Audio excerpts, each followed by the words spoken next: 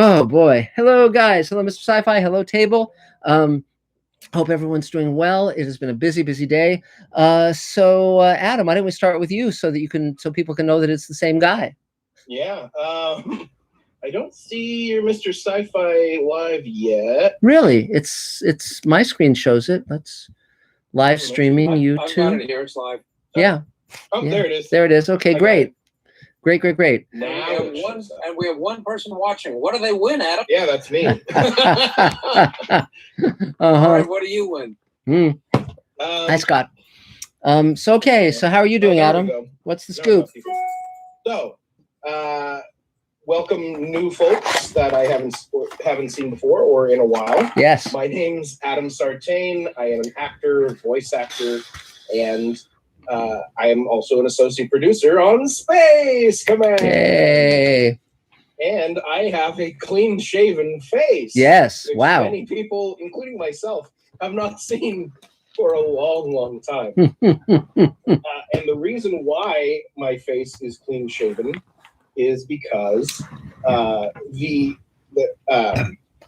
those of you who've been hearing my stories for a while and up to date on my comings and goings know that I was in a movie that shot in Colorado back in March. Yes. And, February. Yes. And the plan was to shoot more of the movie in June. And I had a beard at the time, and so I needed to keep the beard for the movie. Now it appears, through much drama, the movie has been canceled. Oh no. Oh, God. Yes. So I no longer need to have a beard right now. And I am in a production of Shrek the Musical. Yes. Which is opening on July 9th. Yay. And great. Between now and then, I have scenes to shoot, and part of my costume is a face mask that adheres to my face via your face, a special adhesive. Yeah. Yes. And that adhesive does not adhere to beard hair very well. No, so, it wouldn't. Which I learned the hard way. Yes, Jesus. Okay. So therefore, I have shaved so that the face mask will work great, and I'll have a better performance. Great. That's great. So, also in Adam Land, we've been working very hard at the Kickstarter campaign. I just hosted or moderated Mark yesterday for a cool YouTube live session. And also, I just got cast in the lead for a TV pilot. Great. Wow, great. Called Fat John the Vampire Slayer. Huh. Great. Yeah. Great. So I mean it's one of those, indie pilots that they're going to try and sure. That's great. But, you never know. Yes, absolutely. Absolutely. That's great. And then I've done two, and then just recently did two more voiceover gigs for a sizzle reel and a narration for a YouTube series. Wow. Great. That's great. That's great. So you're doing great. You're a busy boy. Yes. And then, of course, my podcast is still going. Yep.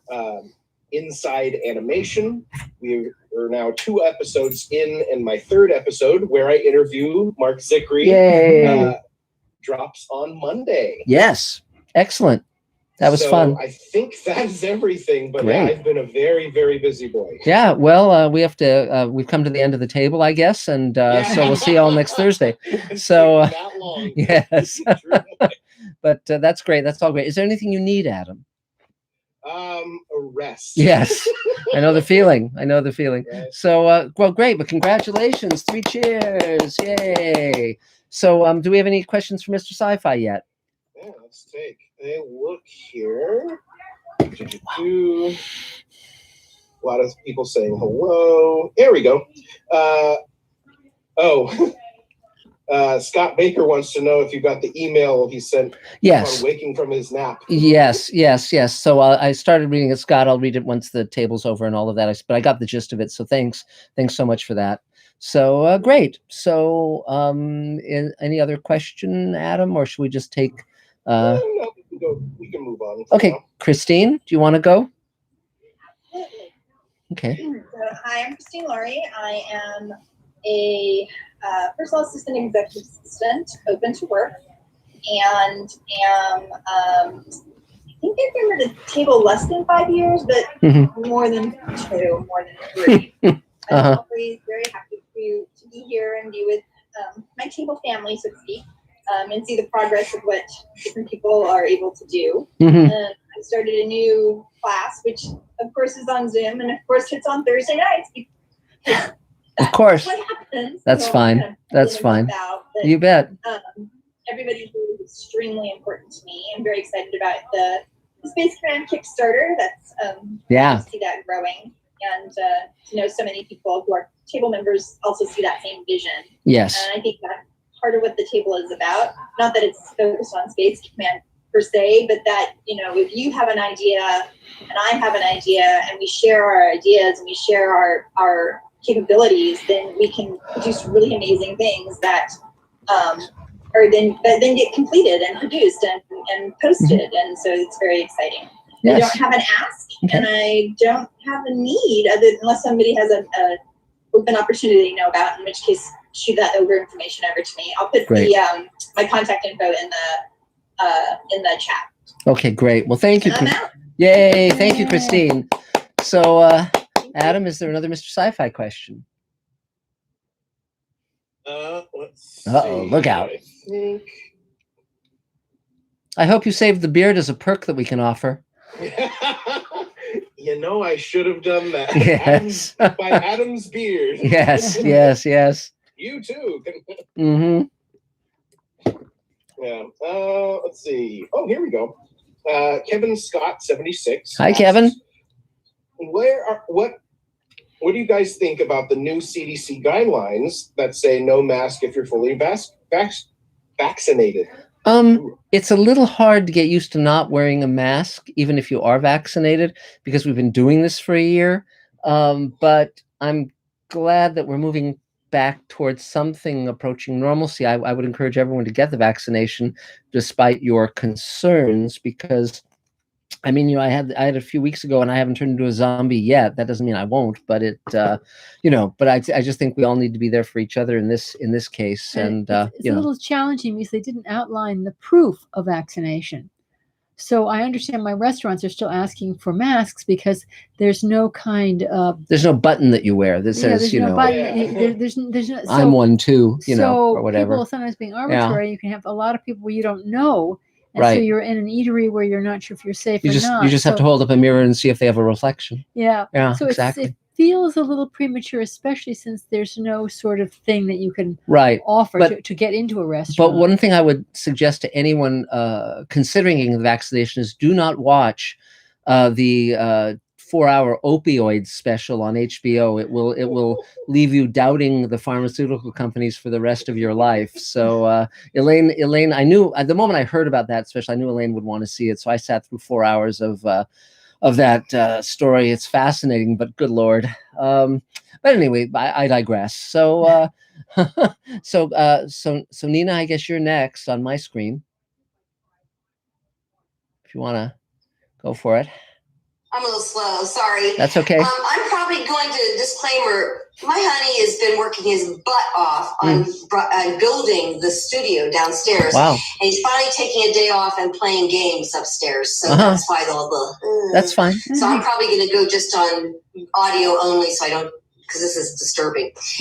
There, that's my disclaimer. Hey, everybody. Nina Cruz, actress, singer,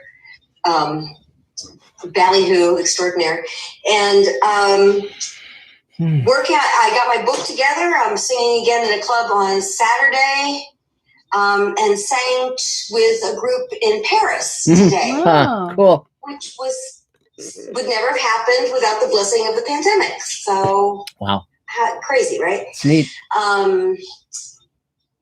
Yeah, I'm vaccinated. We're all everybody, but it's weird to be out in public.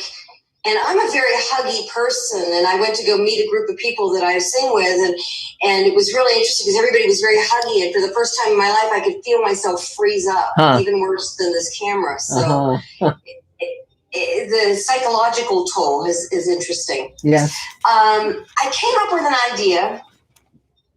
I come up with a lot of ideas. I have a very hard time focusing. Mm-hmm. Focus. And I do have a question. Sure. About, I want to make a short. Anything else is too big for me. I can barely handle a small pepper. So, so I want to make a short, and I want to find out if it's a weird ask to ask people their pre-pandemic stories, just to get different, because you only have your point of view. Yes. You only have your life, right? But I kind of want to open it up to other people's lives, and I've heard a lot of really interesting stories.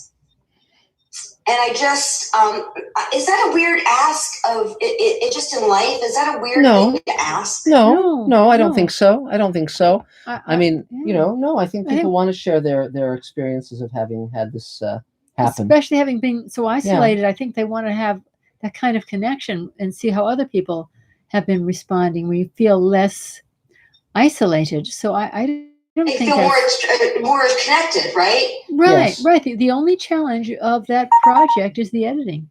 Right, and then I'm happy to give anybody story credit. Do you know what I mean? This is their story. Sure. And even if I augment it and change it, I would happily give homage to anybody, that gave me a story that I thought, that's a story I want to tell. Cool. My story's not so interesting. Oh, we have a hand up. We've got a Nathan, hand I up. see you. Yes. Yes. Well, I was just going to say, what kind of story are you looking for? Well, I came up with an idea.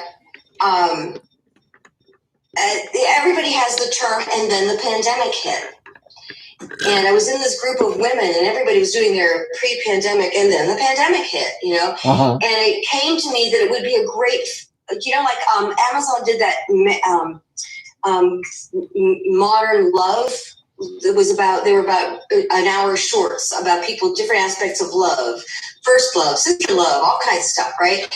And I'm daunted by the idea of an entire film, but the idea of a short does not freak me out. So, for instance, I came up with an idea of a man falling in love with a woman, and she had to go to Italy to take care of her family. And then he was supposed to meet her at the airport. And then the pandemic hit, and she couldn't come home, and he was going to ask her to marry him. So it doesn't have to be heartbreaking; it could be funny. I just, so that's what I'm looking for, like things that actually went like bam, shit.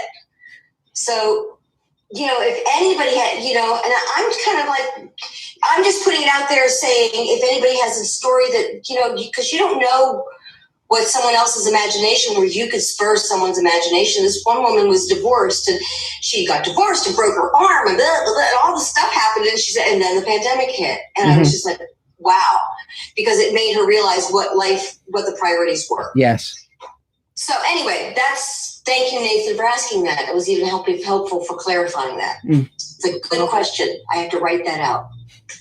I was going to say, too, what I've been taught is short film, if you don't have a lot of funding, it's the best to keep the story simple and something you can afford, maybe one scenery or something like that. Yeah, keep it one room, and yeah, exactly. Sure. But thank you, yes. Or you could, or I've seen linked stories, but a little longer, but I've seen linked stories with a common thread.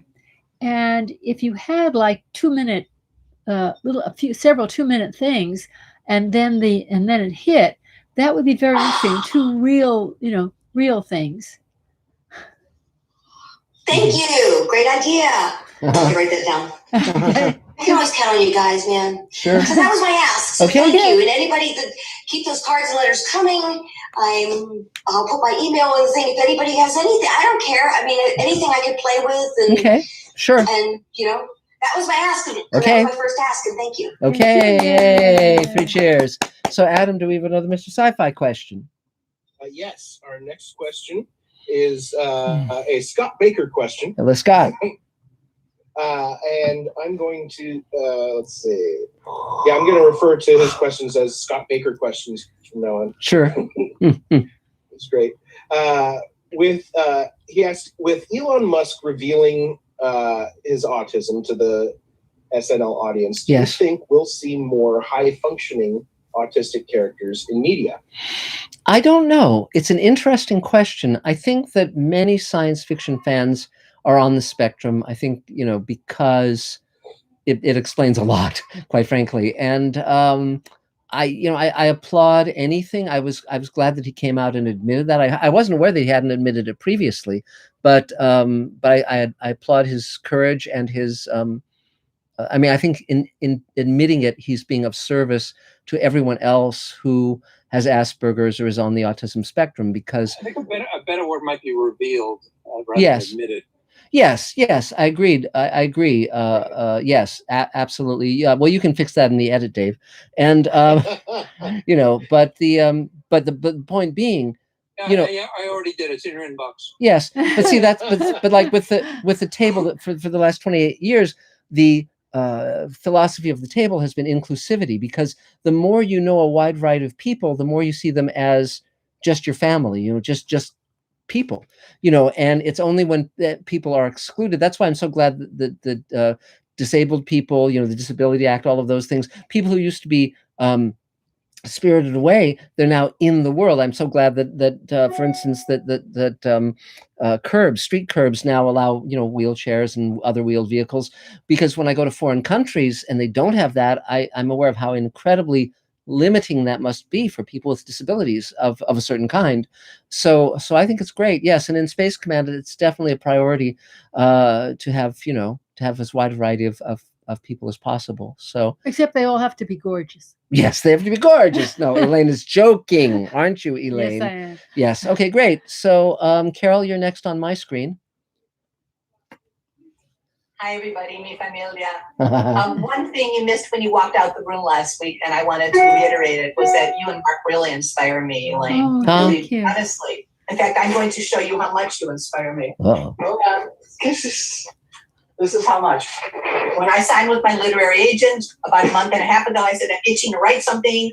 What do I do? She said, just write the pilot to your second book. So this is my second book. Oh, wow. And I just completed it. Yay! 3 cheers. Oh, boy, that's great. I'm giving it to the typist. I don't want to put it in final draft. Let him. Right. I don't want to drain myself a cup. Sure. But, so like this, I'm like, it came out really good. Oh, good. That's great. So That's honestly, great. by coming here, you kept me supported. Great. That's great. Yeah, I'm really excited. I'm giving it to him tomorrow. Cool. And who knows what'll happen? But I had it's fun to write a pilot from a book because it's already written in a way. Yes. Yes. So thank you so much for that. You're welcome, Carol. One thing I was going to say is I've had the experience both of adapting books into scripts and scripts into books, and so they definitely bring their assorted challenges, but it's a very interesting experience to do that. So yeah, absolutely. It was very much alive. I just kind of write down what I see in front of me. Great. It was super fun. Two things. I looked at some old Fred Astaire films because I really enjoyed Before All Our Time, really. Yes. God, was he a talented dancer? Yeah. Yeah. He did not have ballet posture. No. He was not pulled up. Right. But he was a little bit too much like this. But natural, amazing. Yes. And I read something that one of his original casting people wrote about him. They said, bad actor, bad singer, don't like his hair, and can dance a little. Yes. So what I'm saying is we can't listen to anybody's negativity. No. And I remember going to an audition at Gulf and Western in New York for a good acting thing with Gretchen Rennell, who was a big casting director at the time. And I swapped my card when I walked out the room to see what they were writing. I saw what they wrote. They wrote, Carol Field, this is so weird. Good actress, but too much like Carol Kane. Which I'm not. I'm not. I mean, I love her, but I'm not. Well, which was I never got called back. Nothing. How weird. So I just thought, you don't know what people are going to think. You don't know what people are going to think of you. So just go do it. Mm-hmm. So just That's a very good point. Go do your brightness, and don't be afraid to shine your light. Yes. I just thought about what they said about Fred, what she said about me. I'd like to call her back how many years later and go, oh, did you really think I was like Carol Kane? That's funny. But the a couple things in that regard. Fred Astaire, he initially in his career was a brother and sister act with his sister Adele, a dance act in the Ziegfeld Follies, and he always said that she was his best dance partner. And on some of the cast albums from that period in the 20s, you can hear the two of them singing together, which is very, very charming. And additionally, years ago when I was writing animation in my 20s, a friend of mine got a job as a temp at Hanna-Barbera, and he was typing up, or she, I think it was typing up the in-house notes on each writer that they hired. And she told me what was on my name. It said, "Very good, incredibly fast." That's great. Yeah, but that was really great because even better than being good is being fast but by their lights, So it was, and then the other thing. Better than her saying, "What a creep." Yeah. And then one time we were somewhere like Barstow, and I went into a men's room in Barstow, and they had wallpapered the wall with comments from an advanced screening of Gone with the Wind in 1939. And I remember one of the cards said, "It really didn't need that shot of all the bodies that pulls back and back and back and back, of all the wounded soldiers." And that, of course, is probably the greatest shot in the entire movie. So very fun. Very fun. I will tell you something fun, and I probably should write something about this. I got my first shot on Friday. Yes. And it's the weirdest thing. I mean, at the expense of sounding really psychotic, I had a religious experience at CVS. Huh. And the experience was this. She put the thing in my arm, and I suddenly saw the virus, and I saw the scientists. Uh-huh. And the virus was this big black behemoth, and the scientists are going to win because the one thing a virus doesn't have, because it's considered on the edge of life, is it doesn't have empathy. Well, there you go. See? So we're gonna get it. Great. That's great. We're more evolved. We're gonna get it. Wow. So I want to share that with all of you because you can now judge me. Well, in saying that, you're really far too much like Carol Kane. So. I did talk like you're nothing. Yes. Yeah. Okay, I'm going. Thank you for listening. Yay. 3 cheers. Shalom, everybody. Thank you. And so, Adam, is there another Mr. Sci-Fi question?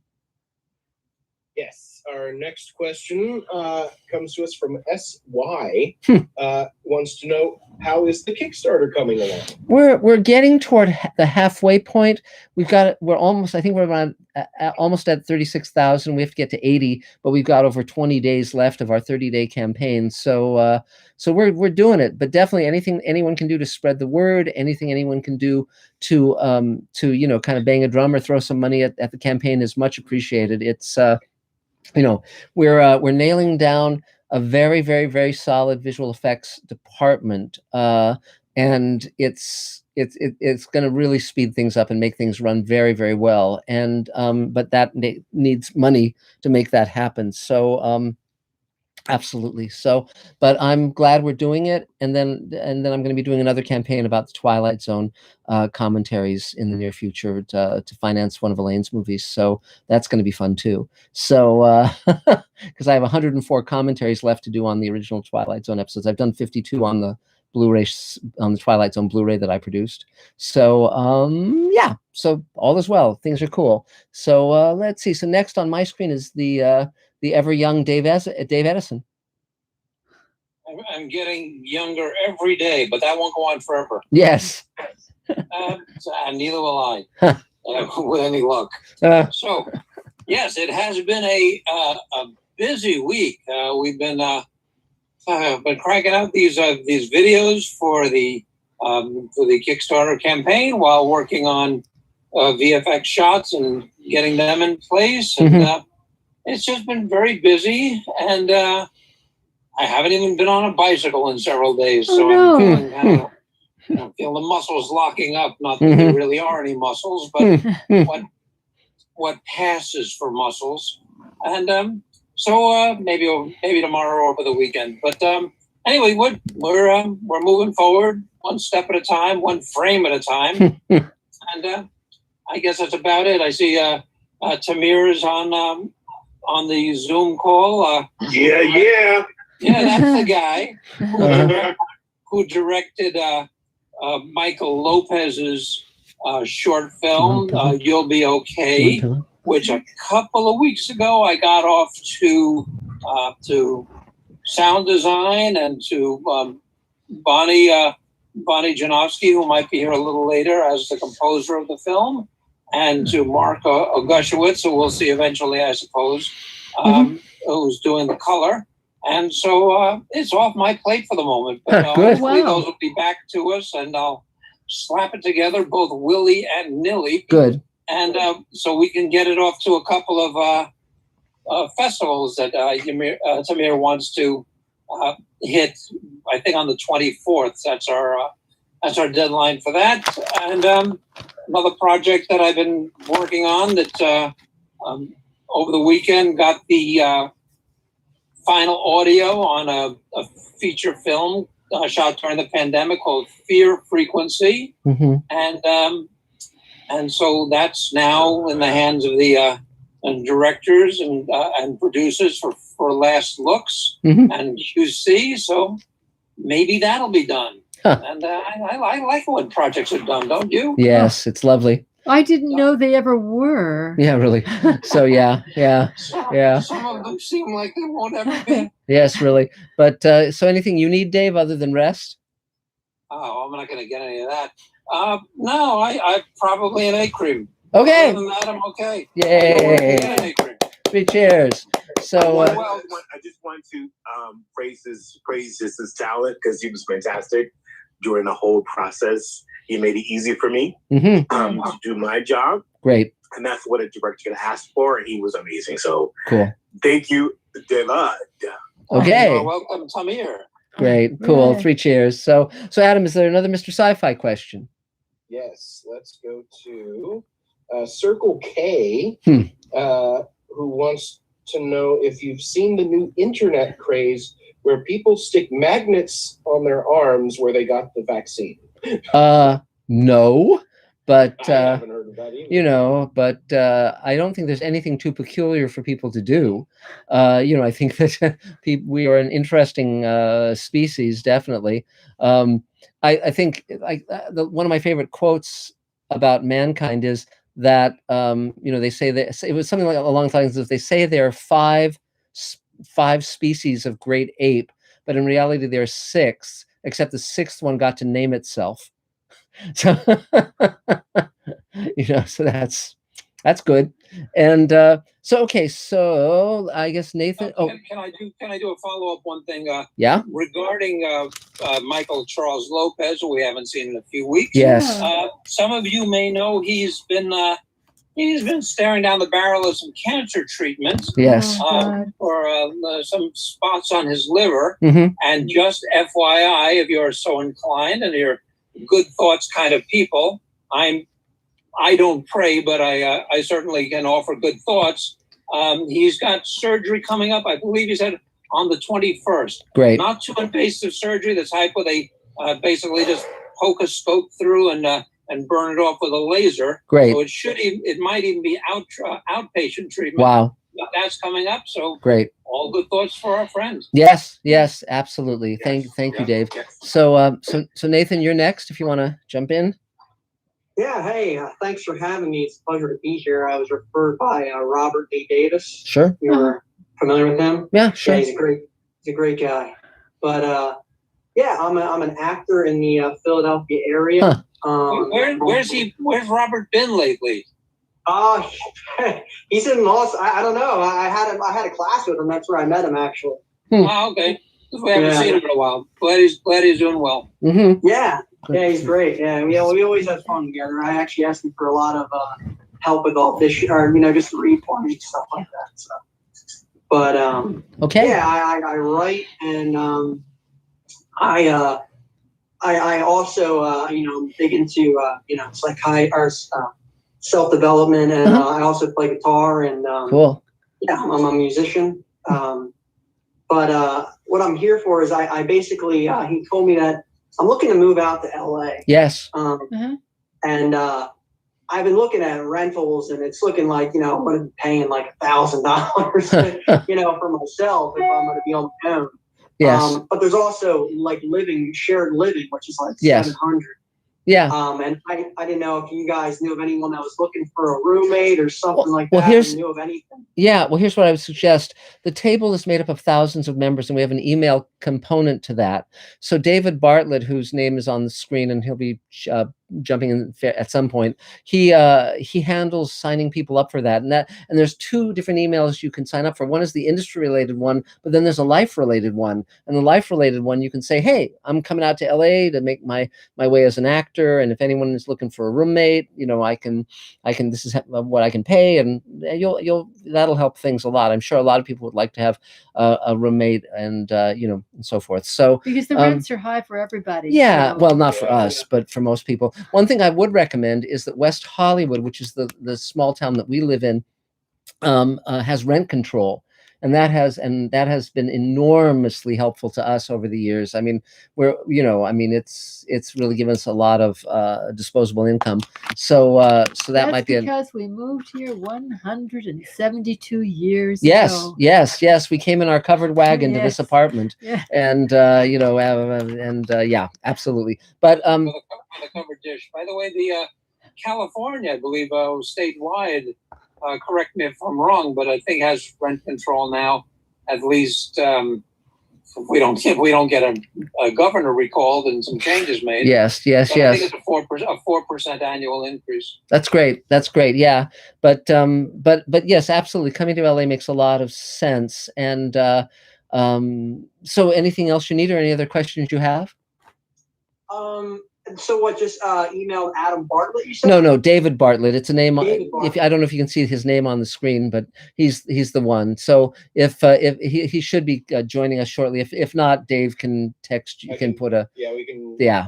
And Adam, Adam Sartain can connect you up with him if David doesn't make an appearance. But yes, you'll find a lot of shared opportunity with people who want roommates.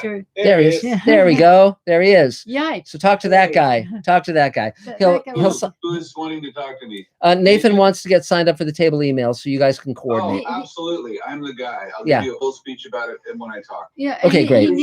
He'll need housing. He's thinking of moving out to California to pursue his acting but career. we're not saying that you have to live with him, David. I'm just saying that he needs the table email to put out the word that he needs somewhere to live. So that's fine. It wouldn't be the first time. Yes, and there's a lovely river here in Los Angeles called the Los Angeles River, and many people now are living by it. It's which is yes, intense, and so forth. Yes, it's a lovely picturesque little area. So okay, so anything else, Nathan? That's it. No, thank you. Yay! 3 cheers. And for those who are new to the table, I on Thursdays we do a simulcast with my Mr. Sci-Fi YouTube channel. So that's why we're alternating between the two. And though normally when it's not a pandemic, the table meets in person at a restaurant in the Valley, and also has offshoots all across the country, including New York City. So it's very calendar, so it's good if you like pie. Pie, yeah, they have pie. It's a yes, exactly. So cool. So Adam, is there another Mr. Sci-Fi question?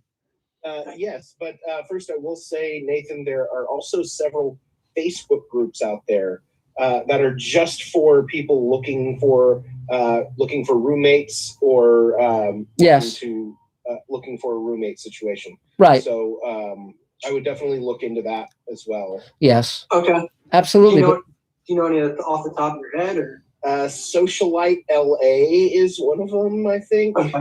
Yeah. And my head. Yeah. So great, terrific. So is there a Mr. Sci-Fi question, Adam? Yes. So our next question is from Kevin Scott 76, and he asks, "Do you need any free solo guitar music in the style of new age or folk sounding?" What an interesting question.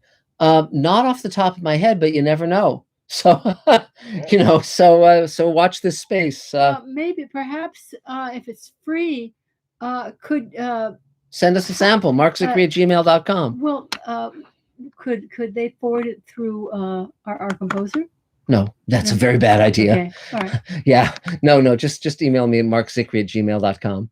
So, okay, great. So let's see. So Vince, I see you next on my screen, if you want to go for it. Hi, I'm Vince. I'm the VFX artist for Space Command. Yay!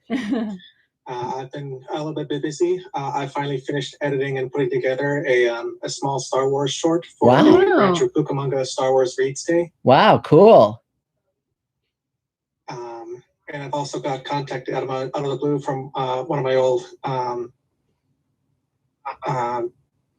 bosses, and he wants me come in and work for a few temp while. So I'm going to be working on 2 jobs. Wow. Well, cool. That's cool. So and Vince has been really doing a great job for us on Space Command. We've been working very closely with David Bartlett and with Dave Edison, and it's really been a fun journey. I've really enjoyed it, and we're glad to have you aboard. So is there anything you need, Vince, or any requests that you have? Nothing today, no. Okay, well, it's great to see you as always. 3 cheers, Vince! Yay! What's those plaques in the back of the walls? Those degrees? Yeah, my AA and my BA. Wow, that's great. That's great. I was an art major at UCLA, so my bachelor's is in painting, sculpture, and graphic arts. But one day, a performance artist named Lowell Darling came to speak to one of my classes, and he handed out master's degrees to the Lowell Darling Fat City School of Fine Arts. Fines Art, yes. And so if you ever look in the Twilight Zone Companion, my first book, under my bio, I listed that as my master's degree, because I promised myself when he handed that out at that class that the first time I had a chance to list it in my bio, I would. And so that was very fun, because his point was that the master's degree that he hands out was as valuable as a master's degree that anyone would hand out. And he was a funny guy. And actually, many years later, some friend showed him that in the Twilight Zone Companion. He got in touch with me and thanked me for including it there. So it came full circle. So that was pretty fun. So I remember he ran for governor, sort of as a performance arts stunt. And he had two platforms. One was that he wanted to release all the animals from the zoo and hire unemployed actors to play the animals.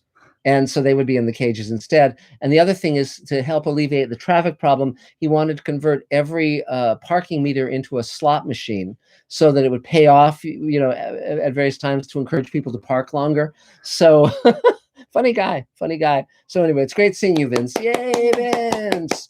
So Adam, is there another Mr. Sci-Fi question? Yes. Our next question is from Mark Lungo. Hi, Mark. 58 years old. Wow. Congratulations. Yeah. Are there any Native American characters in Space Command? Or will there be? There will be. There was someone we were thinking of casting. Yeah, I mean, it's just, yes. I mean, there will be, definitely. And there are, of course, many Native American characters in Magic Time, which we're also going to be shooting. So, yeah, there's going to be a lot of cool things ahead. Absolutely. So, Stephen. I can think of at least one. Hey, everyone. Yes, hi, Stephen. Go ahead, and then we'll. We're meant for eventually to network in the entertainment industry, and I'm very passionate, and I hope to find someone nearby, especially in Orange County. Okay. Because especially after what we've been through with COVID, I think it's time for me to find a mentor, however that might be. Sure. You bet. Okay, great. Anything else? So send the table an email and find out what I should ask, or if I could just ask for a professional meet in Orange County. Great. Sure. You bet. Also, you might check your local libraries if they're starting to open up, because my library's open, but how would that help me? Oh, well, they a lot of, I don't know about over there, in this area, they have a lot of like programs, and they have professionals coming to talk. And so if they have that out there, they do have it over here, where there's some valuable people where you could meet them and hear them talk, and and I lived in LA for 30 years. I don't remember in the public library ever having any like entertainment professionals ever coming there. Well, but you could ask them. I mean, and there's no harm in asking. And there's also film schools at the universities out there as well. So there's UCI, or there is Orange Coast College. Yes. I mean, sometimes you could say, are there any programs where people get to volunteer to help film students shoot their films or whatever? I mean, there's, you might just kind of ask around a bit and see, because there probably are things like that. I mean, that's not a bad idea. Like, to go to Orange Coast College and say, I don't go to your school, but I am interested in like learning about having a mentor so I can eventually break in the industry, help on student films or make connections. That's not a bad idea. Yeah. Okay. Great. Chapman University is always they have Oh, yeah, a good Chapman's film accessible, program. too. Yeah. And they always need help on their student film, so that could be a good way to go. Cool. That's not bad. Chapman's not that far either. Great. Even what? Even there's a lot of opportunity to work on short films as a volunteer at the universities and with private people as well. Mm. You keep your nose to the grinder and put yourself out there on the table to announce that you're available for that sort of thing as a volunteer. Mm-hmm. You get calls back and you start doing that way. In fact, most of the work I got when I first moved to LA was working free on short films and student films. Yes, that's great. That's great. Well, I mean, I don't want to go excessively far.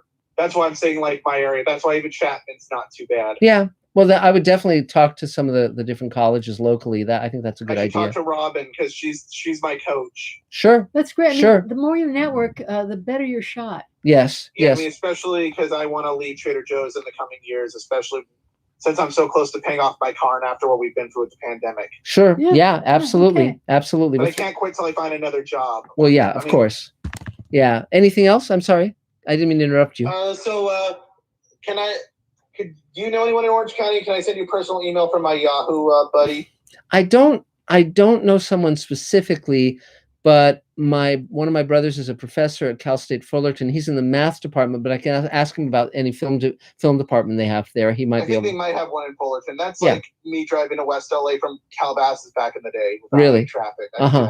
So, but I mean, the main thing is literally just talk to the film departments and offer yourself up as a volunteer for short films. You'll get a lot of response, I think, as David said. David has been, making short films since the dawn of time, since, Hector was a pup.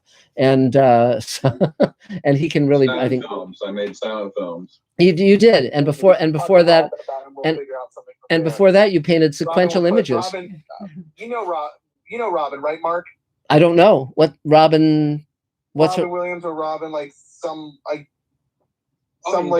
Robin Borakov, Flutterby.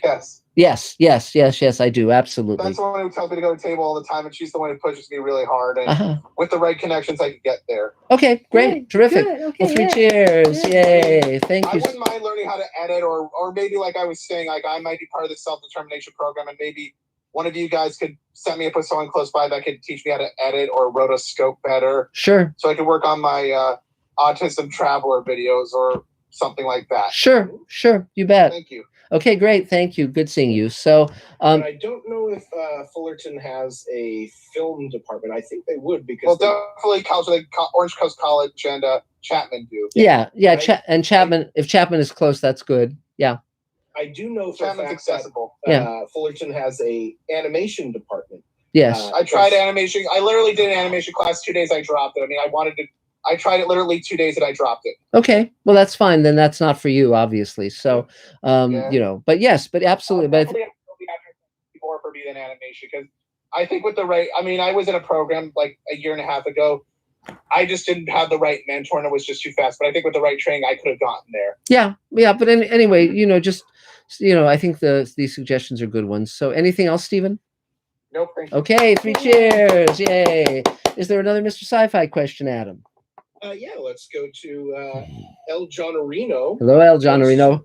Yes, he wants to know how are things going with the Showrunners Network.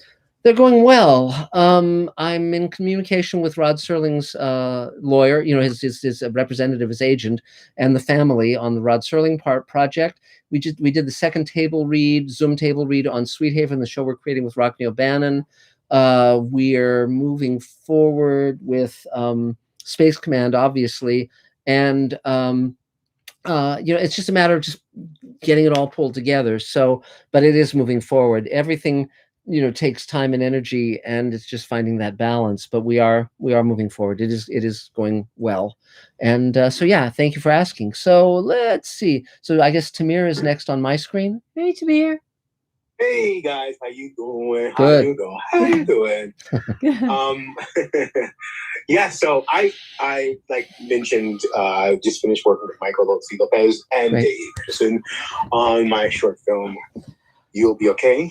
And we had a great time, and I had a great time. I don't know why anybody else.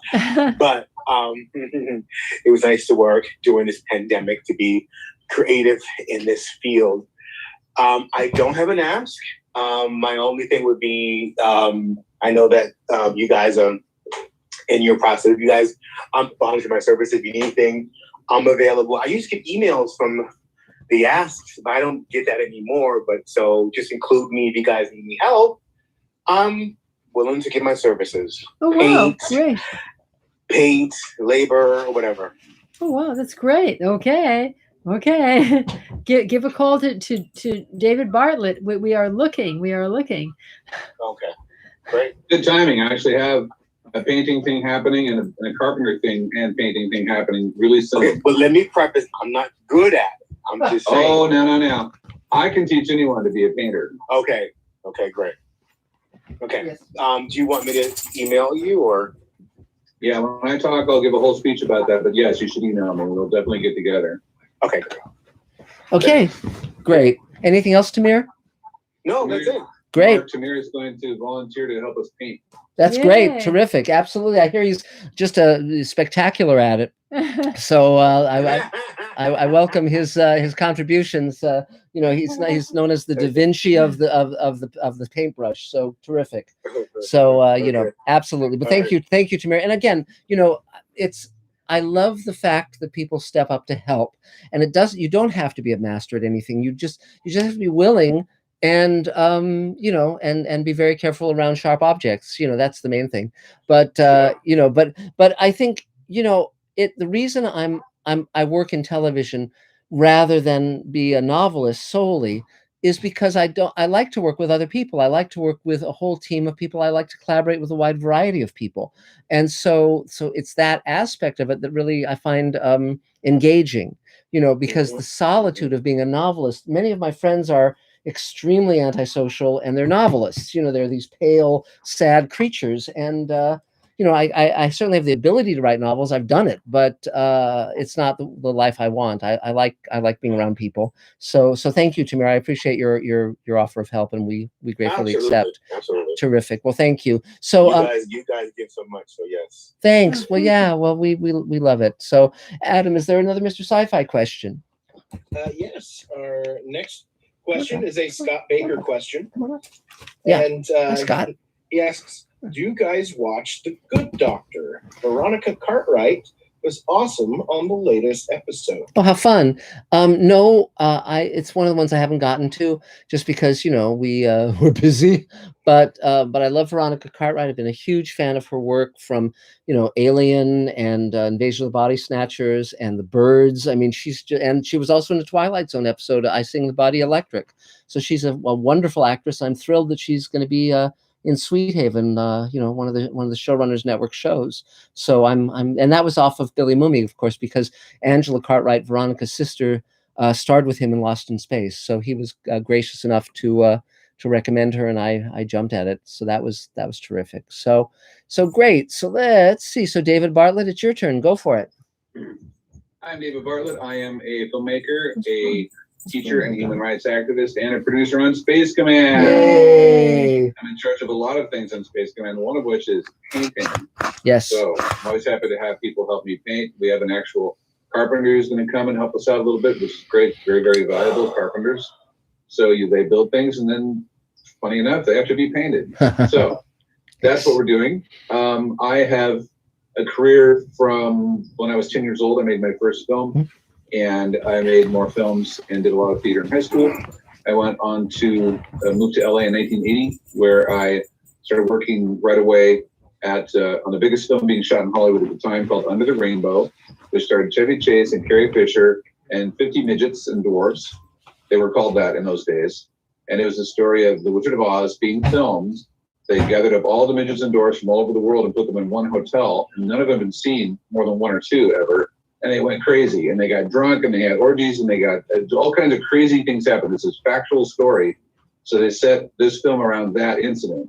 So I was there. My very first camera setup on a film that I was on in LA was at the Queen Mary with a 40-foot camera swooping out over the ocean, and Chevy Chase and Carrie Fisher and Eve Arden and Joe Mayer and Mako and Billy Barty and Court Hubbard, the two most famous little people at the time, and 200 extras come up in period costumes like it was 1939. And I was like, it was unbelievable.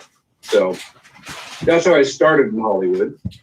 And so I worked on some low budget things for a while. I worked with James Cameron when he was a production designer at New World Studios with Roger Corman. And I did a lot of low budget things, doing every job on a film set at least once.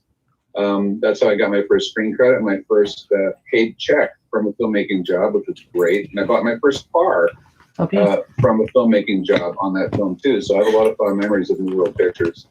So anyway, I started working in sound, post sound, doing films like Pulp Fiction and Speed and Total Recall and Predator 2 and a lot of other films like that. And so then I stopped doing that and I started doing more independent films, and I was producing, directing, writing, cinematography and editing on features and shorts. And now I have 65 Film Festival awards. We just won the bronze at the Houston Film Festival for Koshik's film that I was the director, co-producer and director and editor of, and cinematographer. It's called Junk DNA, and we got that award last week, announced last week. Wow. So that's cool. Oh boy. So, I always try to tell an original story every week, and this one is fun for me. It's a story about how you can get education that can change your life. So Stephen was talking about getting education. I took a class from a school that was amazing, run by Gary Shusett, called the Sherwood Oaks Experimental College. And the class was in cinematography, but it had about 9 students. And the teacher was Peter Gibbons. Peter Gibbons had designed and built the camera at Disneyland that was a room you stood in with 360-degree screens all around you. And it's called circle vision. He would stand with this railing he held onto, and they would tip the camera like this, and he would go, whoa, and it was very amazing how this was all set up. He had designed and built that camera and shot those films, including being the cinematographer for the visual effects unit at Universal Heartland, who did Battlestar Galactica. He took the Star Wars concepts of motion control cameras attached to a computer that they'd done for the first time on Star Wars to make the camera swoop down through the trench, and he developed it inexpensively enough for television for the first time. So he was my teacher. So he said, okay, he had this drawing of these lenses on the chalkboard. And there's a 9-element lens and a 12-element lens. And he's like, blah, blah, blah, blah. He says, who understood what I just said? And no one raised their hand. He said, okay. So he pulled the screen down in front of the chalkboard. He said, why am I doing that? So what do you guys want to learn? He said, we want to learn about color. I said, okay. So I said, he said, the 3 points of color are red, green, and blue. And I said, excuse me, I thought they were red, yellow, and blue. He said, that's for paint. He said, the primaries of pigment are red, yellow, and blue. But in light, they're red, green, and blue. And I just was like, because I couldn't figure out why you put red, green, and blue together and got this brown, mucky color, right?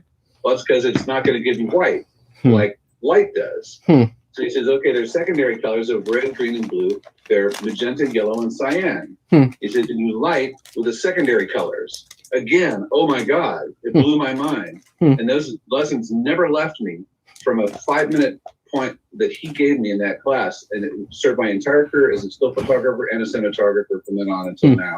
Wow! So I'm very grateful for Peter Gibbons and to Gary Shusett for that school. So Peter then said, "Okay, guys, come out to my car." So we go to his car, and this old station wagon, which by the way he put a piece of plywood on top of, and shot the shots of that Circle Vision film going past the United Nations on his station wagon. Wow.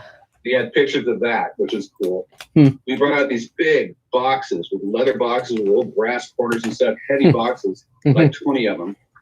Inside this was an entire 1930s film camera from the studios. Wow. With the camera, the tripod, the head, the magazines, all of it. And all of us had to take them out of the boxes, set it up, put film in it, run it through. He would check it to see if we made any scratches, take it out again, and put it back in the boxes. And this is like one of the greatest classes I've ever had of any kind was from this guy, Peter Gibbons. Wow. So I'm very, very grateful to that experience. So anyway, that to me is how you get an education. You get the right teacher with exactly what you want to have and make sure you really get it, and you can use that and apply it for the rest of your career. So University of Google is a great place to get information. Dave Edison and I use it all the time. Sometimes we'll even flip each other videos and say, hey, check this one out. And it's really, really powerful. And you can see Vince does it too, don't you, Vince? And Mark Gogosevitz, these guys are all YouTube fans. Earl, big YouTube. University of YouTube. University of YouTube. And Google. I have learned the most complicated effects by people who sound like they're 5 years old. Yeah, and they have really thick accents. Those are my favorites. Yeah. A new one is the University of Facebook Groups. Wow. Oh, okay. Cool. I just talked to random passing strangers, so it's That can work in LA. That can work. Yeah, you actually can. I often get calls from people trying to, how do you do this? How do you do that? I said, and it's for something I don't go, hang on, let me Google it for you. Yeah, for you. So they, Yes. They couldn't, Oh, my they couldn't favorite do is that on Well- their own. They have to call me to Google. The millennials that call and say, how do I find this out? I'm like, are you kidding me? Yes.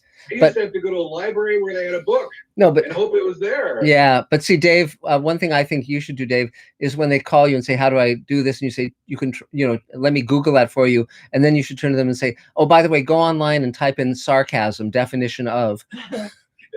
I'll For keep sharks of that. $10. Yeah. Mr. Edison, that when I call you, I've already done the Google thing. Yeah. You're an exception to the rule, as with most things. No, I know. People call me for information because they can't figure it out on Google on their own. I Right. appreciate that. Faith is trying to sell the University of TikTok. Yeah.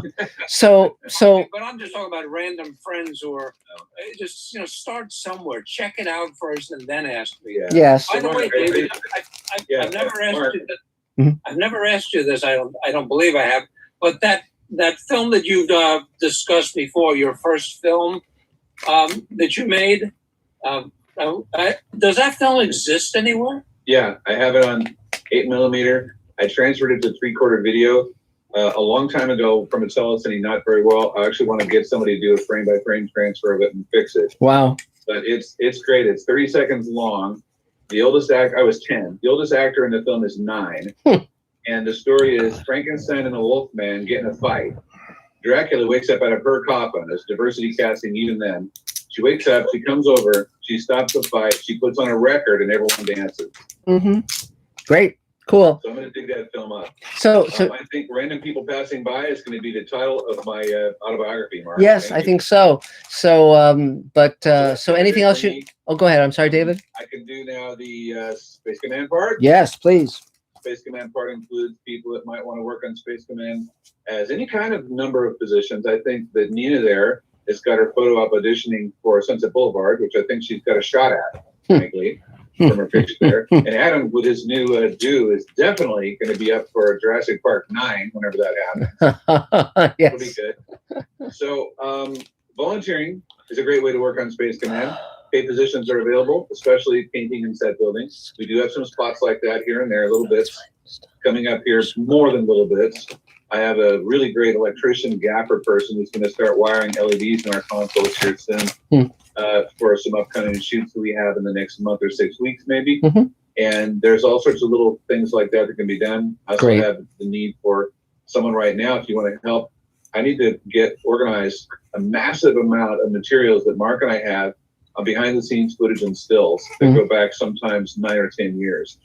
Space Command has a need for that, and we just never end up having the time to do it. So if there's someone that wants to help go through that and organize it on the Google Drive and help put things together like that, I would definitely take help with that. We have things like that that come up as well sometimes. Okay. So somebody said, okay, how do I get to be an actor in Space Command? Here's exactly how you do it, okay? You volunteer doing anything. Make sure Mark and Elaine see you a few times and mention that you want to be an actor, and then they like you, and they write you a scene. Yes. And then you're in Space Command. Yay. This happens all the time. And people joke. They say, okay, I understand, but how can I be an actor in Space Command? I said, I just told you. Yes. Yes. So anyway, volunteering is a great way to ingratiate yourself to the Space Command universe and to make us very happy that you're helping. Customer service. And all of that is good. So Great. Anyway, that's it for that. Now, if you want to do that, you can, this goes for the Mr. Sci-Fi people too. If you want to do that, you can check out my email, davefilms, DAVEFILMS at hotmail.com. I'll put it in the chat here too, and Adam can put it on the Mr. Sci-Fi. And you can give me a shout, and we'll get you hooked up and get you going. Now, the third thing is a table email. So if you're new and you want to get on the table email, or if you're a table person who is having trouble with the table email, you can also do that. Send me an email, and I'll hook you up and get you set up with that. If you need to have a table email, first you have an email address of your own that has your first and last name and something other than Yahoo. Gmail's the easiest. It's free, it's simple. to make your first and last name. It can have numbers or whatever, but it can't be like, myleftfoot.com web / no. It's like you got to put your name first and last, then some kind of extension like Gmail or whatever. Then I input that into the system, and then you get an invitation back, and then you're on the table email. You can log in, you can look up people with the database that's there, or over 2,000 people that have like-minded interests of yours. And you can also go to the personal site that helps you find cars and houses and roommates even. There's a personal site that does that stuff. And you'll be off to the races. Cool. So that's kind of it for me. Okay. Yay. 3 cheers. So, Adam, do we have another Mr. Sci-Fi question? Yes. Our next question is a Scott Baker question. Okay. And he wants to know, have you heard that his local Vandenberg Air Force Base has been renamed as Space Force Base? Well, that's a shame. Space Command. Well, yeah. I mean, I think for a long, long time, when people hear the phrase Space Force, they're going to think of our carrot-topped president. But it's I don't know. Vandenberg has such a wonderful history, and I just wish they hadn't changed it. I think that would have been great. But I do rather like, I must say that I like the insignia of Space Force, the fact that it looks so much like the Enterprise insignia. I think that is amusing. But yeah, so Earl, you're next on my screen. Go for it. Hey, Earl F. Smith, multi-award winning film composer, sound editor, sound designer, songwriter, musician, list goes on. Anyways, hey everybody, glad to be here. Pretty crazy week, busy couple weeks.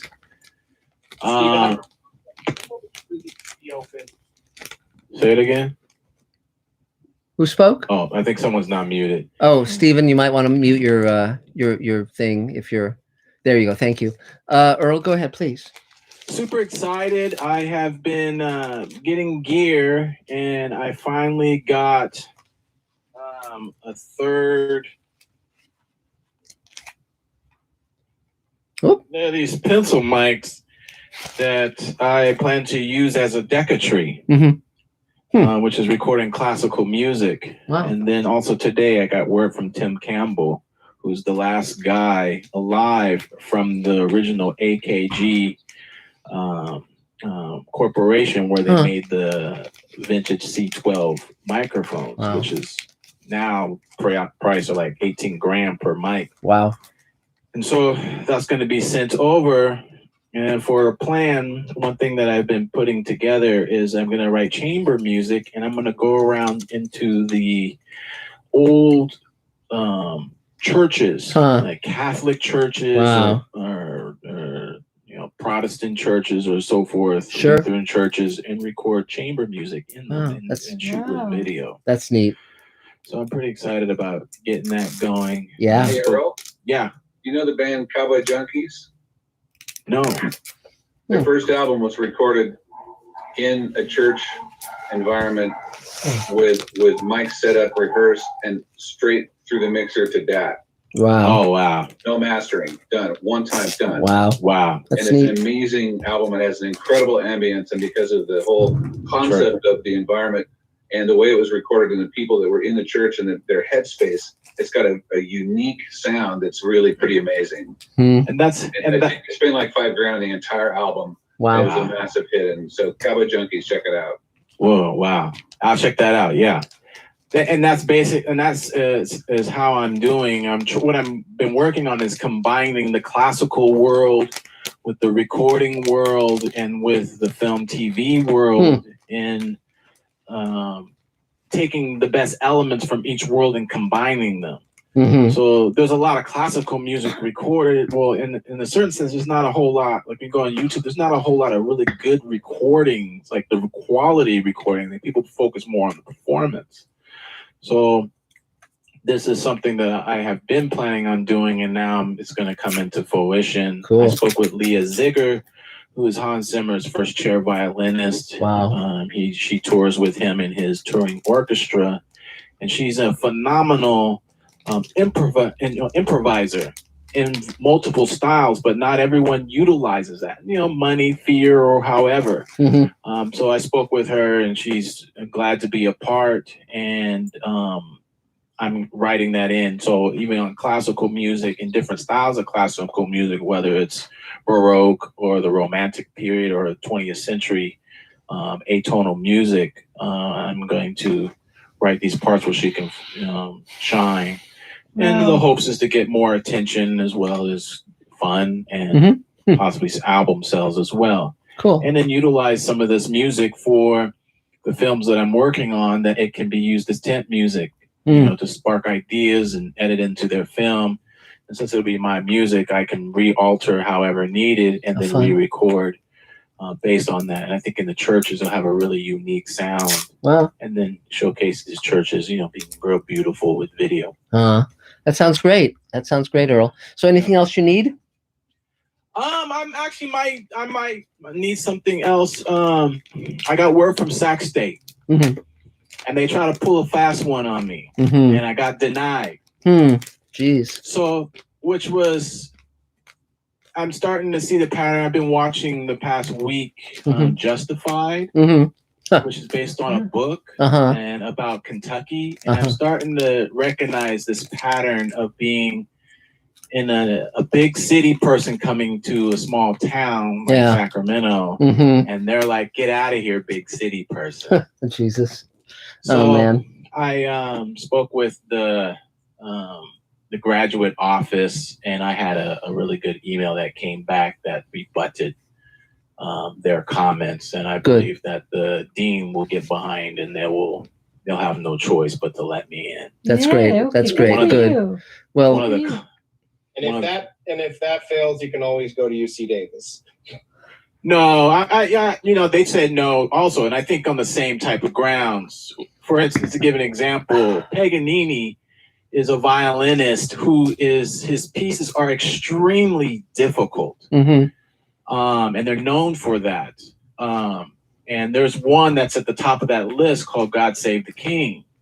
So one of the pieces I wrote for the application was modeled after "God Save the King." It's extremely difficult. I wrote it. It's not an easy piece, and I had Leah Ziegler play it. One of the comments they made was the music's too simple. Well, which and so that was one. Another piece was I submitted this short film that I did. It's 10 minutes long.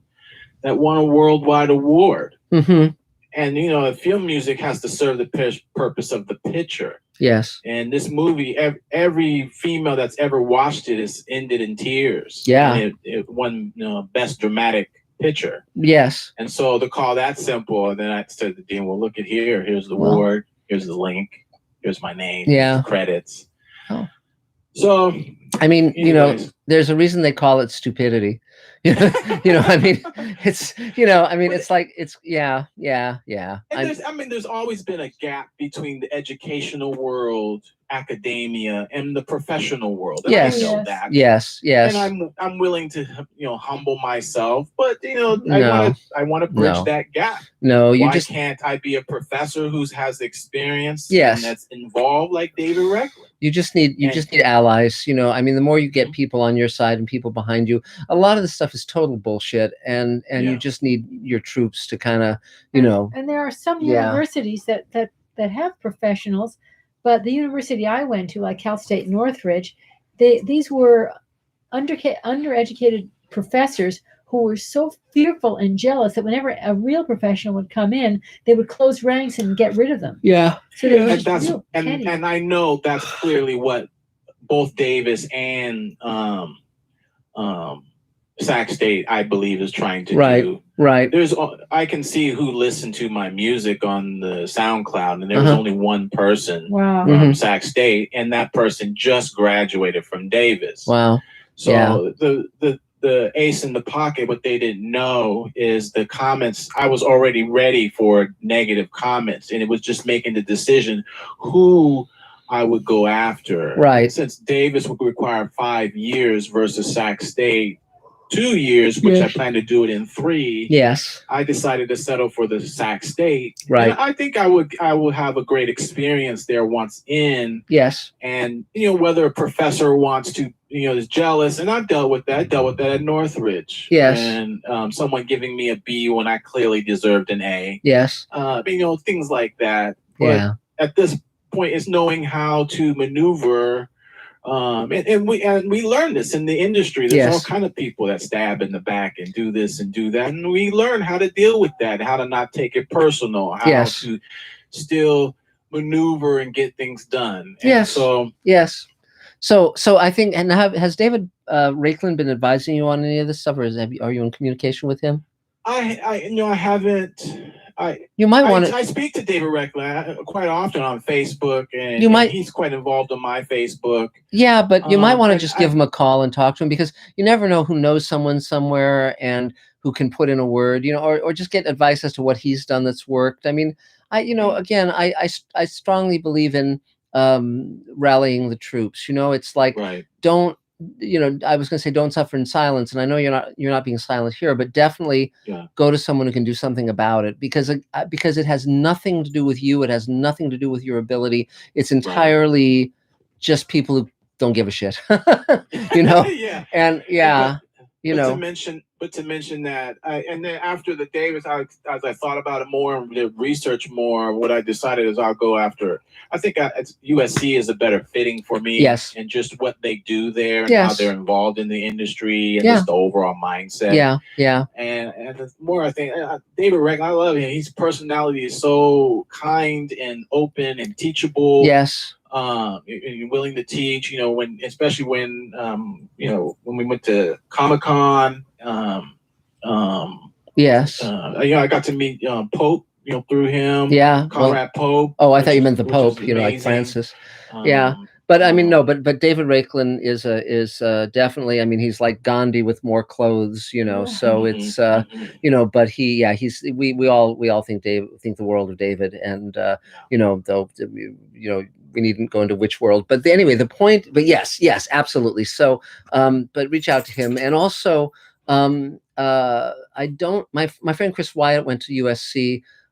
He went through the film department. I don't know if he'll know anyone in the music department, but again, I can ask him if you need me to inquire. But I'm thinking that after the master's, I'm going to apply to USC their DMA program there. Yes. And that's when I'll start to make my transition back down. Great. I've talked to Faith, I'll talk, about going to high school, in LA and your junior and senior year, and she's on board now. Good. She's like, it's kind of boring out here, and I think we need to be around more professionals. Yeah, absolutely.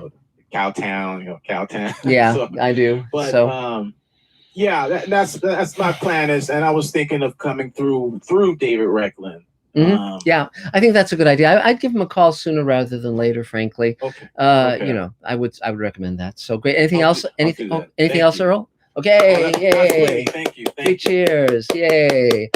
So Adam, is there another Mr. Sci-Fi question? Yeah, we've got our next question is from Arkansas, Big Dog Hensley. Yeah, great. He wants to know if styrofoam is good for building props. I have no idea. It's a good question. Certainly, I mean, David Bartlett might. Have an opinion on that, but I don't know. I mean, styrofoam, was that what he said? Styrofoam.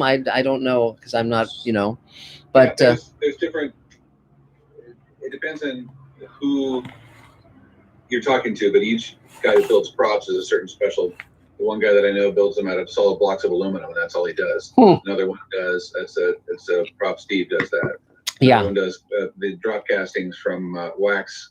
Lost wax casting, and styrofoam is one of them that's used. Yes, there are a number of different ways you can make things like that. Yes, it depends on how hard they need to be when they're finished. They need to be really solid and hard.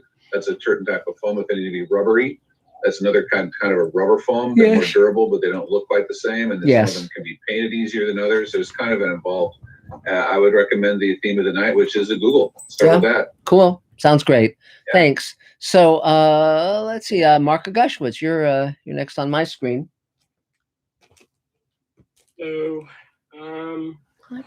it's just another week of same old stuff. Mm-hmm. I think we're pretty much done with sound for the film. I think what Earl turned in is at least 99% there. Obviously, when we work with music, things might change. So we're probably as close to done, and I can finally put this puppy to bed and never have to watch it again, as I like to say, because we watched it, or at least I've watched it 6 zillion times. Mm-hmm. And I'm this close to launching my website as well. I think it's all going to happen at the same time. Mm-hmm. We're recording my 3rd podcast episode with oh my god, I'm blanking on the guy's name, but the voiceover artist who does Pinky from Pinky and the Brain.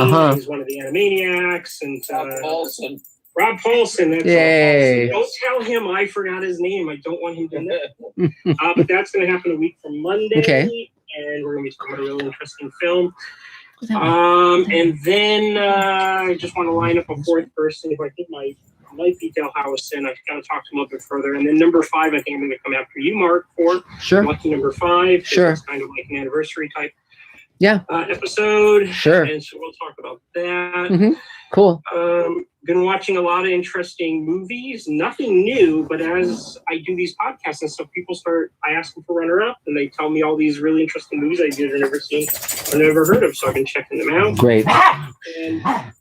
And for anybody who's out there who's like, all these interesting movies, but where can you rent them? I can't find them anywhere.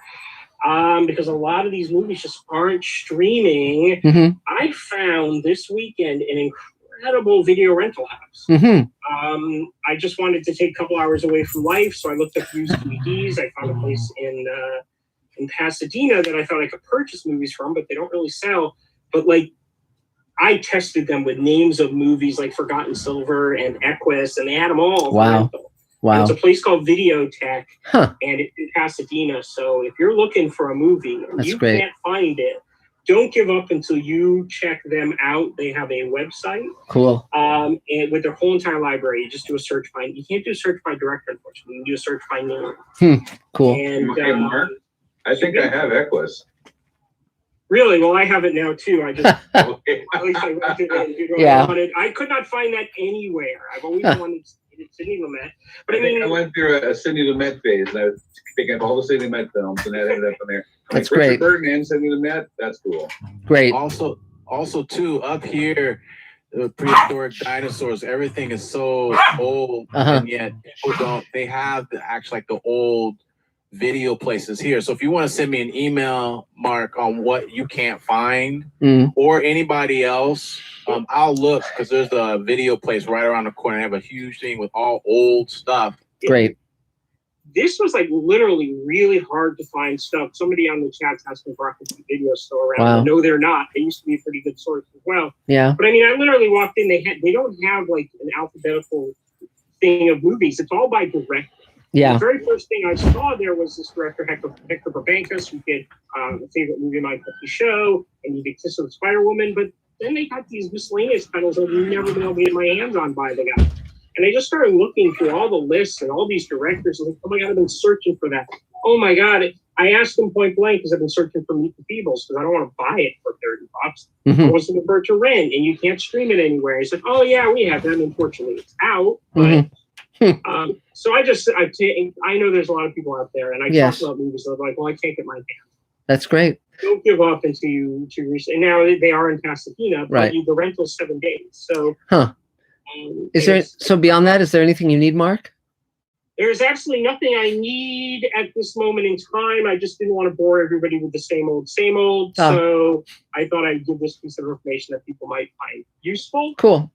I do still need a name for my, podcast, but we're working on that. And one thing I'll say, just on top of what you were saying, always start with YouTube. YouTube has become a repository of amazing stuff, television rarities, movie rarities. I start there because, and a lot of it is in very high definition. It's just great. It's my favorite network. And then beyond that, audio as well, albums? Yes, because there's no real good site for audiobooks for free other than LibriVox, but so a lot of audiobooks are on YouTube, just because that's a place where you can, put them. And beyond that, another thing that I really love are movies that turn up that have been lost, that were thought to be lost films. Deluge, which is a science fiction film from around 1930. That was a lost film for decades, and they just found a copy. And I think now part of it is that a lot of collectors from the 30s, 40s, 50s, etc., are dying off. And so as a result, these prints that they squirreled away are becoming known. Recently they found the rest of Metropolis, which was just astonishing. And they found, there's a great documentary on HBO about Georges Méliès, where they just found the negatives of 80 Méliès films in the Library of Congress, the negatives. Amazing, phenomenal. And the first movie we do on my podcast is called Plague Dogs. And the only reason there's a director's cut of that out there is the director had a copy of it. Yes. And so Screen Factory was looking, he said, well, you can use my copy. Wow. Well, that's the same with Exorcist 3, the director's copy they pieced together from the dailies, the video dailies, to get the original version of the film, which is far superior to the theatrical release. So it's fascinating stuff all around. So anything else, Mark? Nope, that was it. I didn't have much to say except for, this, I already know about this amazing place I found. Cool. Well, 3 cheers. Yay. And so Adam, is there another Mr. Sci-Fi question? Yes, and Mark, don't forget to Augustowitz. Don't forget to give me that connection to Rob. Well, the connection is to this guy Tom, and because I don't know Rob well enough now. If you get along with Tom really well, he might. I can't guarantee anything. Be able to give you a connection. But I would ask him when you talk to him. It can't hurt. Mm-hmm. Yeah, it's worth a shot. But by the way, I did talk to him. So I said to him, as soon as I'm done with all, because I'm just pressured on my website and everything. As soon as I'm done with that, you and I will talk. Yes. He's already said he's interested in coming on your show. Mm-hmm. Oh, that's great. Yeah. Help him for his connections. He's cool. a great guy, though. Perfect. Wow. That's fun. And also something that for Adam and for you, Mark, both to know, Maurice LaMarche, who's a very famous voice actor, was a member of the table for a number of years. So if you reach out to him and just mention you're a member of the table, that might actually be a little bit of a thing to break the ice. So there you go. I'll remember that when I interview Rob. Yes. See if, when he talks to him next. Because we're actively working together right now. Yeah. And Dave, you were going to say something? I was going to say, I got around to listening to Adam's first episode of his podcast. Nicely done. You were the one. I'm the guy. Yeah. It took me a few sittings, but I got through it. Great. Nice debut entry. So congratulations. My second one's a lot better. And the third one's even better. Yeah, the first one wasn't that good, but I'm looking forward to the second one. Yeah, that was great. That's great. Well, thank you. Yay! 3 cheers. Joseph Doherty said to me when I told him I had listened to my first podcast, he said, just think of it this way. With your first podcast, there'll only ever be one. Yes. Yeah. Yes, that's why he's known as the Wizard of Words. So yes. So our question, is from Regulus 000. Great, and that's his real name, by the way. Oh yeah. The question is: do you still think it's possible to shoot a Zoom-only script that would be the Blair Witch Project Cloverfield hit of our era? Everyone has been dealing with Zoom so much that it would have to be really brilliant and clever to work. That doesn't mean you couldn't do it. Like, for instance, that movie with John Cho that was entirely on a computer screen, that was really good. I really enjoyed it, and it was surprising. Called Searching? I think so, yes. And but again, one has to find the way to make something rise above its limitations. And because Paranormal Activity was a big hit, and then everyone was doing these found footage movies, and it became just tedious beyond words. And the Blair Witch Project was the same thing. When something has novelty, then it stands out, but boy, that burns off quickly. And so you have to find the way to make something really shine. And so it takes ingenuity. Can you think of anyone who might have done an episode of something on a Zoom like Well, spaces? yeah, I mean, we did the bonus episode of Space Command during the pandemic, the 2-hour episode, but that wasn't solely Zoom, because the trick with that was I knew that if it was all the same thing of people just talking to screens without variation, it would get tedious very quickly. And so I mixed it up, from some were that, some weren't, and that kept it a little bit fresh. But again, for me, it's not so much, whether something is found footage or whatever, as that there be a story worth telling and characters who are engaging, so because one of the things I mentioned as someone a while ago was one of the ideas I had for something that would be fun would be to subscribe to a stop motion library and make a film entirely out of stock clips, but you would find a narrative thread and do a narration, and you could do a very clever film that way. And that would be. There's something else out there that no one's really tapped into that I know of, and that's NASA.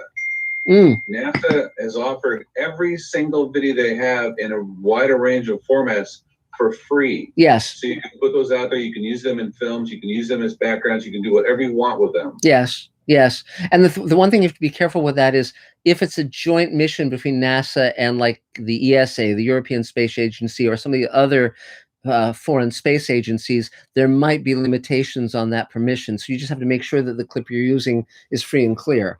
But that said, yes, it is a huge opportunity. They have amazing stuff. So let's see, Andrew. I guess Andrew's next. If he's there, you there, Andrew? Yeah, I'm here. There you go. You caught me doing something else. Oh, look out. Well, we won't comment on that. So, how are you doing? I'm good. I'm supposed to introduce myself. Yes, please. I'm a cinematographer. Oh, good. I've been to about 2 meetings in person over time, and this is the smallest meeting. The other ones were very well attended. They were huge. Yes. The ones at the Marie Calendar. Yes, and we're gonna, once the pandemic subsides a little more, we're gonna go back to Marie Calendars, and it'll get large again. It's just that the Zoom meetings, because Zoom is a little more tiring to do than in-person meetings, and so I don't really. It's not one of my goals to make this meeting larger. If it was 100 people, my head would explode. And so, so this is about fine. This is fine for me. And I do it as a simulcast between the table and Mr. Sci-Fi, my YouTube channel, and I alternate between the two. So yeah. So, but how are you doing? And is there anything you need? I'm okay, and it's quality, not quantity. Yeah. More than that, when you get in those big meetings, you never get a chance to talk. Yeah, well, I mean, big Zoom meetings. I mean, yeah, no, it's terrible, and and again, and you never know if they're wearing pants or whatever. So it's just it's quite extremely questionable. So, but yeah. So, is there anything you need, Andrew? It's good to see you. No, I was just checking in. It's been good to listen. And I was working on some other stuff. Yes, of course. Trying to do 2 things at once. Yeah, well, I'm a freelance cinematographer. I shoot a variety of stuff. Lately, it's been independent stuff. Yes, and kind of COVID friendly size crews lately. Yes, like me and a sound guy. Yeah, no, I mean it's really. I mean, the pandemic really kicked the shit out of a lot of people, and the industry really took a big hit and reformulated. It's fascinating, the power that the VOD platforms now wield. And. I mean, the definition of what a movie is. It was so interesting to watch the Oscars and see these films that seem more like TV movies to me, winning Oscars as feature films. The dividing line between what's a feature film has become so nebulous. And last year, none of the tentpole movies got released. Yes, I think we're going to have double the tentpoles this summer. Yes, exactly.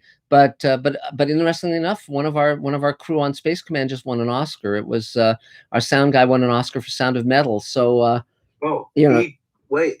I was thinking of the guy on Nomadland. No, it was Philip Blade, and Sound of Metal is a terrific movie. I highly recommend it. And it's and unlike Nomadland, you don't have to watch someone do their business in a bucket. So the sound guy on Nomadland took his life about a month before the Oscar. Oh, that sucks. And that was his middle name was Wolf. They called him Wolf. That's why she did Frances McDormand did the Wolf Howl. Call. Wow, that's really sad. It was a tribute to the sound man. Yeah, they didn't explain that. No, it just seemed like a weird eccentricity.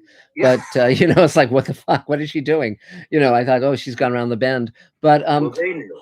so is there anything you need? Just a job. Okay, well, great. Well, remember, always remember the table email, because you can reach thousands of people, and the industry is starting up again. There's a lot of opportunity coming available. So, and one thing I would urge you to do is contact your old employers, definitely, because everybody is coming awake now. It's like they're coming out of hibernation, and so yeah. Well, you know, it's funny because, you know, when I hire people, often it's sort of like, who's in my head, who's in my brain. You know, I can't remember all the people I know. It's impossible. Someone today asked if I know somebody, a certain guy, and I think I do. I can spell his name correctly. I think we worked together at some point, but God knows if we did or not. You know, so it'll be interesting to talk to this guy and find out where we crossed paths, because we almost certainly did. But definitely reacquainting yourself with people would be a very good idea. Okay. So anything else? Anything else you need? Me? Yeah. I'm good. Okay. Yay, Andrew. 3 cheers. Sorry, that's not very exciting. Yeah. So you are. So so Adam, is there another Mr. Sci-Fi question? Yes. Our next question, we're going to go with Bob Rich. Yay. Hi, Bob. Who asks, in TV and film, who are the filmmakers, writers, and studios making the finest entertainment for kids today? Wow. When it comes to strong storytelling and high artistic quality? That's an interesting question. I'm not watching a lot of kid shows, so I really can't answer that. It's you know, I mean, so I really would have to beg off. If you were asking who's doing the best work for adults, that would be a different story. I think Netflix and Amazon are doing some very interesting stuff. I think Apple is doing some interesting stuff. HBO is no longer what it once was, because everyone left when they acquired a different owner. But in terms of kids stuff, I've no idea at all. There's a lot of very interesting. I know through my nephews some popular ones like Paw Patrol. And, yes, there's. Storybots apparently is really good. Yeah. Too. Now, in terms of YA novels, there's a writer named M.R. Carey who wrote what was it? The girl with all the gifts, which was a terrific zombie story. And he's recently written a trilogy, The Trial of Coley and the Fall of Coley and whatever. And those are really, really, really good. He's a very good writer. And so, yes. There's a new film that's out now that you might have all heard of. David Oyelowo's first film that he directed called The Waterman. And it's not a kid's film, but it's more like maybe a teen film. Yeah. Like it's the protagonist, I think, is 14 or something, and it's you know, he has an adventure he has to go for in his own creation. He has to go after this thing, and it's dramatic and stuff, but it's not like really horrifyingly scary, but it's more of a fantasy. Okay. So you might want it's for young adults. It's pretty good. It's not for kids. Okay. But it's for like young adults. Okay, great. And again, I want to remind people to like mute their mics if it's not their turn, just so that we don't get a lot of weird noises and so forth. So those of you who are the more observant, notice Elaine is back. So it's your turn, Elaine. Go for it. Isn't it time for another question? No, I think didn't we just answer a question, or did we, Adam? Just answered one, yeah. I did. Yes. Go for it. How's it going? What's going on? Yay, Elaine. Just poking away at things. Great. We have our wonderful Michelle in London trying to get a couple of things going as the COVID mists lift. So I have a couple of things there. We went onto a one of those Zoom meeting things, which landed my dog movie in the company Bradley Cooper's company is now reading one of Elaine's screenplays, so that's really exciting. So that's going on, and still, and we're given a couple of other references because I'm trying to get the money together to do my Voiceless Roar movie. I was going to get some help from my DP, and he's on the verge of finishing shooting the pilot you wrote. The pilot I rewrote. The mafia thing. The mafia thing. So he's almost done with that, so we can get back on that. So just extremely busy with juggling projects, you know, waiting for which one will pop first. Yes. So that's it for me. If you know anyone who wants to invest in a character-driven movie, let me know. Yay! 3 cheers, Elaine. So, is there another Mr. Sci-Fi question, Adam? Yeah, I think I've got one more Mr. Sci-Fi question here. Mm-hmm. Let's see. Let's go with Scott Baker. A Scott Baker question. Great. Have you visited the Louvre online? No. And might you do some cross promotion with publicity potential and have a character on Space Command viewing it in VR? How funny.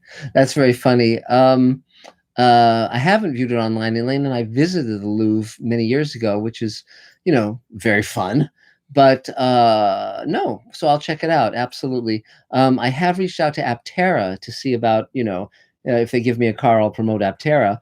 But it's a solar powered car that's being built. But have not gotten them to say yes quite yet. So, but we will see how that turns out. So, because California, Los Angeles was a great place for a solar powered car, God knows. So, okay, great. So then I guess it's my turn, huh? Yeah. By the way, it says here, I just noticed on Mr. Sci-Fi, Adam, somebody's looking for where they can find your podcast. Did you say where? Yeah, I post. Oh, good. I put in the chat. Okay, good. And so for me, it's incredibly busy. We're doing our Kickstarter campaign to finish the second hour, shoot the fourth hour, blah blah blah, all that stuff on Space Command, and so we're really having to hustle to make our goal. I think we will succeed, but it's just taking some heavy lifting. So I'm doing interviews. I was on Orville Nation today talking about an episode of the Orville and about Space Command. And just if anyone has a podcast or wants me to be interviewed somewhere, let me know.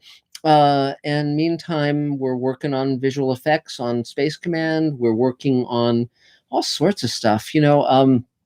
It's a busy time. I finished the new book, Greenlighting Yourself, and I'm just proofreading it before I send it to my publisher. And it's reading well. I've read about 100 pages of it, and I think it'll be a good book. I think people are going to really like it. And beyond that, did you learn anything proofreading it? Mainly just I remember things that I want to add, and so forth. So I remind myself all the time of things to, do or not do. But the main thing was finding the tone, to have it be very conversational and funny and useful. And I think I've hit that tone. I think I'll probably do the audiobook. And in that case, maybe I'll be talking to you, Dave, or somebody who wants to, or you, David, someone who wants to advise me so I can record it where where the audio stuff is done well. But no, it's neat. It's neat when you finish a book, because that's a big accomplishment. But beyond that, everything's moving along. I mean, we're working hard, but we're making progress, and so I have really no complaints. Am I forgetting anything worth talking about? Not yet. So busy. No, not yet. Yeah, but it's fun. Things are exciting, and many more adventures to come. So I guess that's it for now. So so Adam, one last Mr. Sci-Fi question, perhaps, then we'll. We can do that. Yeah, then we'll circle the wagons. Let's go back then. Want some tea? Or you have some tea? There's a question from. Oh, here we go. El John Reno. Hello. Says, you mentioned making a video of a Space Command table read some weeks ago. It wasn't Space Command. It was actually Sweet Haven, the show we're creating. Haven. Yeah, the show we're creating with Rock Neil Band. And we've had the second table read. We'll probably put out clips rather than the whole thing. It's because, again, you don't want your actors to feel ill-used, but it went very, very well, and I'm very eager to roll camera on Sweet Haven. So this is something we'll be getting to as soon as we have time and energy to do it. So and we're really waiting for the pandemic to kind of lift, because obviously in that case all of our actors are 60 or over, and so we want to be extra special careful with their well-being. So yes, so great. So, well, I think we've come to the end of our road. So for tonight, so thank you all. It's great seeing everyone as always. And thank you, Mr. Sci-Fi team. If you can go to the Kickstarter campaign and, pledge whatever you will, that's much appreciated. And we'll see you again next time, and watch this space. Great. Take care, guys. care. See you Bye. soon. Bye. Bye, Bye, everybody. Bye. Bye. Bye, guys. See you soon. See you next time. Take care. Bye. Okay. Wow.